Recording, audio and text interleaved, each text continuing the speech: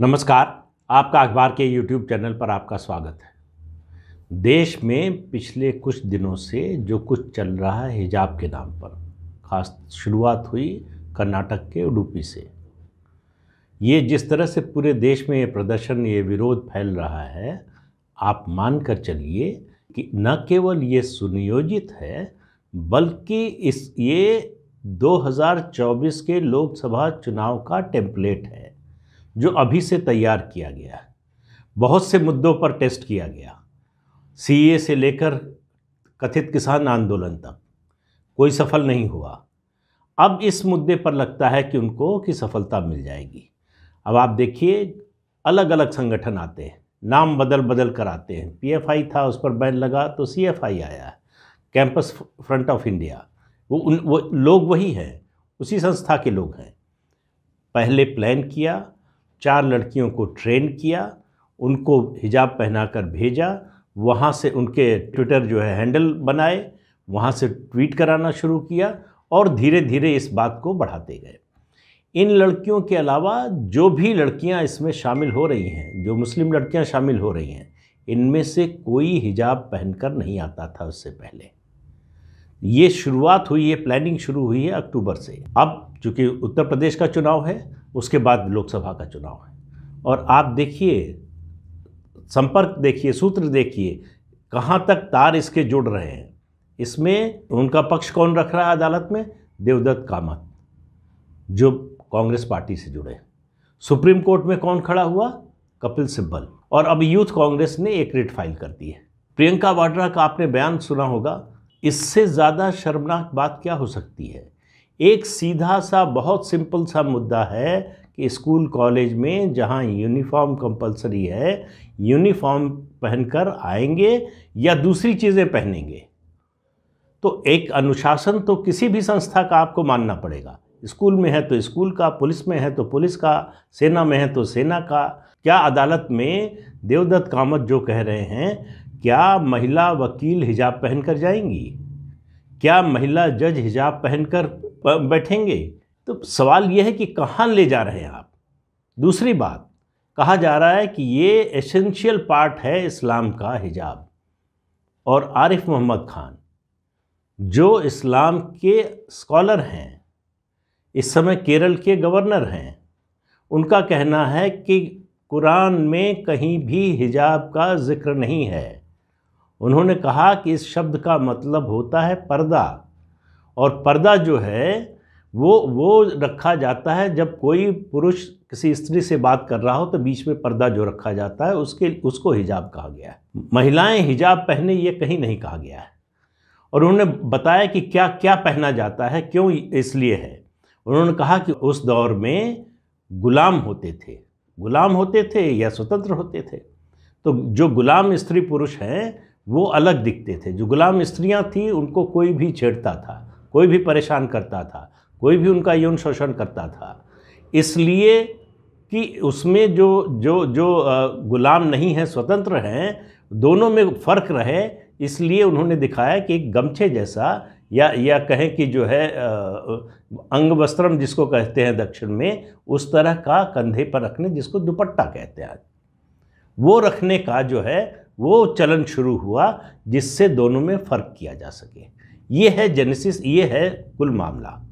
अब इसको बनाया जा रहा है मुद्दा कि ये इस्लाम का एसेंशियल पार्ट है। सवाल एक है, इस देश को समय आ गया है, मुझे लगता है कि तय करना पड़ेगा कि देश संविधान से चलेगा या शरिया से चलेगा। मान लीजिए कि है भी इस्लाम का जो है एसेंशियल पार्ट, तो सवाल ये है कि फिर संविधान का क्या मतलब है। फिर तो अलग धर्म, संप्रदाय, पंथ के जो लोग हैं अलग अलग अपने हिसाब से चलेंगे। फिर तो संविधान को किनारे रख दीजिए। ये मामला कर्नाटक हाई कोर्ट में है और पूरी उम्मीद है कि वहाँ से सुप्रीम कोर्ट में आएगा। धमकी क्या दी जा रही है कि अगर हम जो मांग कर रहे हैं उसके मुताबिक फैसला नहीं आया तो हम आंदोलन करेंगे। मतलब अदालत पर ये दबाव कि जो हम कह रहे हैं उसी को सही मानकर वही फैसला सुना दीजिए। ये एक इनटॉलरेंट माइनॉरिटी और एक टॉलरेंट मेजॉरिटी के बीच का युद्ध है, और ये यहाँ रुकने वाला नहीं है। ये मुसलमानों के दिमाग में बचपन से पैदा होते ही ये बात भर दी जाती है कि हम दूसरों से अलग हैं, हमें दूसरों से अलग दिखना चाहिए। वो ये मानते हैं कि ये जो पूरी दुनिया है ये हमारी है, हम किसी पर कब्जा नहीं कर रहे हैं, हम अपना जो है उसी को रिक्लेम कर रहे हैं, जो हमारा है उसी को ले रहे हैं।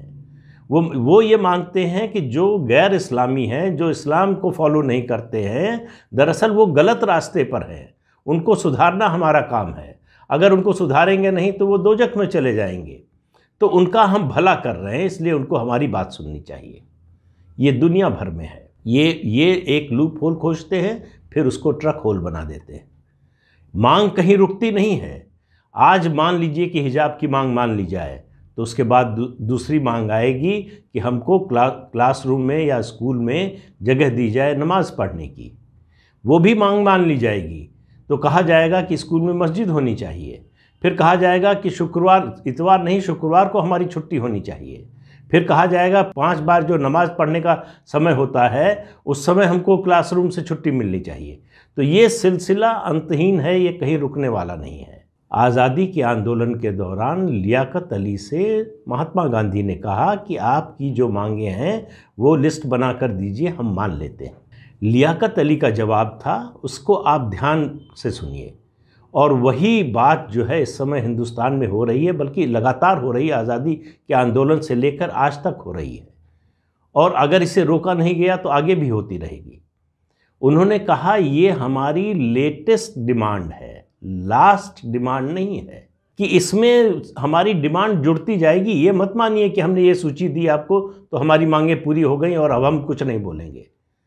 तो हमेशा इनकी जो मांग होती है वो सिर्फ लेटेस्ट होती है।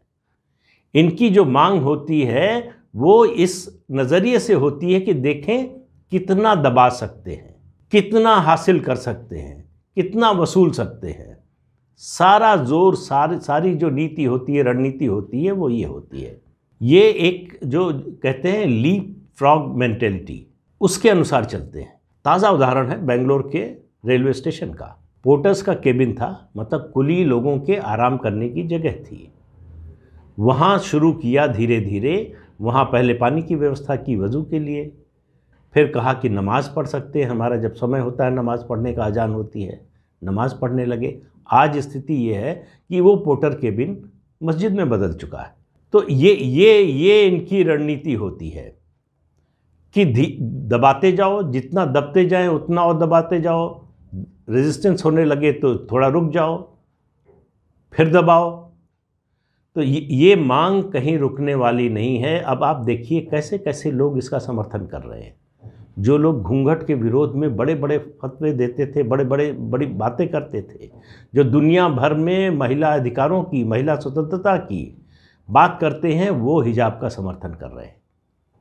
और प्रियंका वाड्रा ने जो बयान दिया वो तो निहायत शर्मनाक है कि कुछ भी पहने, बिकनी पहन के भी जा सकते हैं, उनकी मर्जी है। अब स्कूल के संदर्भ में बात हो रही है, कॉलेज के संदर्भ में बात हो रही है, कैसे ऐसा बयान दे सकती हैं आप? मतलब ये था कि वो जो कर रही है वो ठीक कर रही है, इस आंदोलन के साथ हैं हम। उसका संदेश ये है कि ये जो किया जा रहा है वो बिल्कुल ठीक हो रहा है, हम इस आंदोलन के साथ हैं। अब आप देखिए उडुपी, कर्नाटक के उडुपी के एक स्कूल का मामला, अब प्रदर्शन कहाँ हो रहे हैं? उत्तर प्रदेश में हो रहा है, तो महाराष्ट्र में हो रहा है, जो है आंध्र प्रदेश में हो रहा है। अदालत कह रही है, ये कोई पॉलिटिकल पार्टी नहीं कर रही, अदालत कह रही है एक स्थानीय मुद्दे को राष्ट्रीय मुद्दा मत बनाइए। हाई कोर्ट ने कहा है कि हम सबके मौलिक अधिकारों की रक्षा करेंगे, लेकिन क्या सवाल ये है कि कुछ लोगों का मौलिक अधिकार उनके मजहब से तय होगा, या संविधान ने जो सबको बराबरी का अधिकार दिया है, जो सबके लिए मौलिक अधिकार दिया है, उसके अनुसार तय होगा? ये मुद्दा जो है निश्चित रूप से आने वाले समय में, ये रुकने वाला नहीं है। ये जो शुरू हुआ है ये 2024 के चुनाव को ध्यान में रखकर किया गया है। अब आप इसको जोड़िए राहुल गांधी ने जो संसद में बयान दिया था, वो जो प्रधानमंत्री अपनी मीटिंग्स में कह रहे हैं कि इनकी जो नीति है बांटो और लूटो, उसी के अनुसार हो रहा है।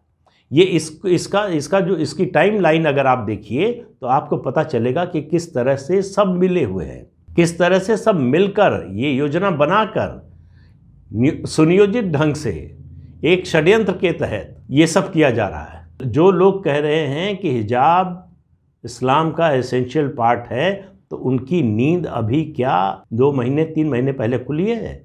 उससे पहले इस्लाम के बारे में नहीं जानते थे, या इस्लाम का जो एसेंशियल पार्ट है उसके बारे में नहीं जानते थे? और हिजाब केवल स्कूल में पहन के जाना है। वही लड़की जो सबसे आगे बढ़ चढ़कर प्रदर्शन कर रही थी, वो मॉल में फटी हुई जीन्स पहनकर घूम रही है। तब उसको हिजाब जो है एसेंशियल पार्ट है इस्लाम का, ये याद नहीं आता है। महिला अधिकारों की बात करने वाले लोग, तमाम लोग जो सिर्फ इसलिए जो है हिजाब का समर्थन कर रहे हैं कि ये बीजेपी के विरोध में है, ये सरकार के विरोध में है, और ये अल्टीमेटली देश के विरोध में है।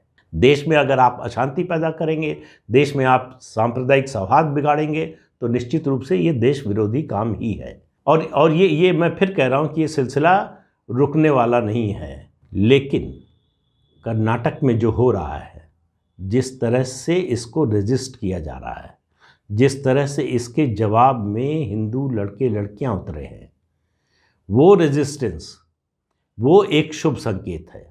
उत्तर प्रदेश से जो संकेत है वो तो शुभ नहीं है। इतना सब होने के बावजूद उत्तर प्रदेश में 5 साल 12 से 17 तक सब कुछ झेलने के बावजूद, दंगा झेलने के बावजूद, पश्चिमी उत्तर प्रदेश में जो पहले फेज़ का चुनाव हुआ है उसमें आप पोलिंग परसेंटेज देखिए, 54%, 56%, 57%, 60%। मतलब मुसलमान गल्फ़ कंट्रीज से चार्टर्ड फ्लाइट लेकर आ रहे हैं वोट देने के लिए। देश में अलग अलग जगहों पर जहाँ पर भी हैं उत्तर प्रदेश के मुसलमान, वो छुट्टी लेकर आ रहे हैं वोट देने के लिए, और हिंदू आराम से सो रहा है। उसको इतनी फुर्सत नहीं है, वो इतनी तकलीफ़ नहीं करना चाहता कि अपने घर से निकलकर मतदान केंद्र तक चला जाए। तो मेरा मानना है ऐसे हिंदुओं का इस्लामी राज्य में रहना ही ज़्यादा ठीक है, उनका इस्लामीकरण हो जाना ही ठीक है। जब आप अपने अधिकारों के प्रति जो है इतने लापरवाह हैं, इतने बेपरवाह हैं कि आपको कोई फ़र्क ही नहीं पड़ता कि क्या हो रहा है, तो आप अभिशप्त हैं उसके लिए। लेकिन अच्छी बात यह है कि ये जो कर्नाटक में रेजिस्टेंस हो रहा है, जो विरोध हो रहा है, ये राष्ट्रीय भावना को मजबूत करेगा, ये राष्ट्रवाद की भावना को मजबूत करेगा, क्योंकि आप ये इस बात का संकेत है, इस बात का प्रतीक है कि मेजॉरिटी ने तय किया है कि बस अब बहुत हो गया। हम जो है इस इनटॉलरेंट माइनॉरिटी की मांग को हमेशा नहीं सुनते रहेंगे। अब वो समय आ गया है जब हमको कहना पड़ेगा कि बस बहुत हो गया, अब इससे आगे नहीं। और ये समय है कि जब अदालत को भी तय करना पड़ेगा। ये जो सारा इस्लामोफोबिया है, ये जो विक्टिम कार्ड है, ये एक सोची समझी रणनीति के तहत ये कार्ड खेला जा रहा है, और इसमें वेस्ट का पूरा पूरा सहयोग है। जो प्रिंस मोहम्मद बिन सलमान ने कहा, एक इंटरव्यू में कहा कि अमेरिका के कहने पर हमने दुनिया भर में वहाबी मदरसे जो है वो तैयार किए, उनको फंड किया, पैसा दिया। तो ये जो टेरर है, ये जो वहाबिज़म है, ये जो इस्लामोफोबिया है, इसको बढ़ाने में सबसे बड़ा योगदान पश्चिमी देशों का है। उनका वेस्टेड इंटरेस्ट है। जो पिछले वीडियो में मैंने कहा था, वो नहीं चाहते कि कहीं भी दुनिया में किसी भी देश में मजबूत सरकार बने या चले, मजबूत नेता आए या रहे। वो हमेशा एक कमज़ोर सरकार और एक कमज़ोर नेता चाहते हैं। और इस डिज़ाइन में वेस्ट के इस देश विरोधी काम में कांग्रेस पार्टी शरीक हो गई है। उसका जो है पूरा समर्थन है, पूरा सक्रिय योगदान है।